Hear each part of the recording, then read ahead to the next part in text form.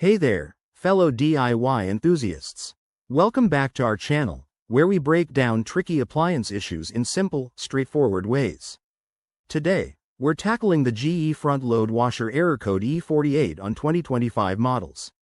If your washer is displaying this code and refusing to start, you're in the right place.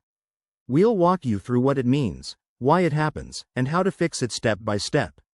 First things first.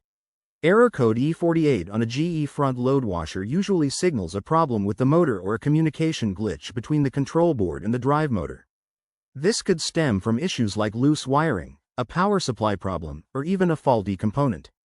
It's not uncommon, and many times, it's something you can resolve at home without calling a pro.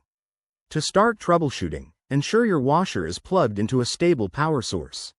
Sometimes, a simple power fluctuation can trigger this error. Unplug the machine for at least 1 full minute to reset the control board. This works wonders about 30% of the time. Next, check the door lock mechanism. Make sure the door closes securely and there's no debris or lint blocking it, as that can cause communication errors. If the door seems fine, inspect the drain pump and hose for any clogs. A blocked drain can lead to various errors, including E48. Grab a flashlight and carefully clear out any obstructions if you spot them. Now, if you're handy with tools, take a look at the wiring harness connected to the motor. Look for loose connections or signs of damage, but be extremely cautious. Always unplug the washer first to avoid electrical hazards. If none of these steps fix the issue, it might be a deeper problem like a defective control board or motor, which often requires professional help.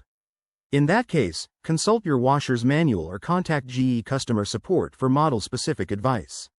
Remember, safety is key. Never attempt repairs if you're unsure. We've covered the basics here, but if you have questions, drop them in the comments below. Thanks for watching, and don't forget to like and subscribe for more handy tips. See you in the next video.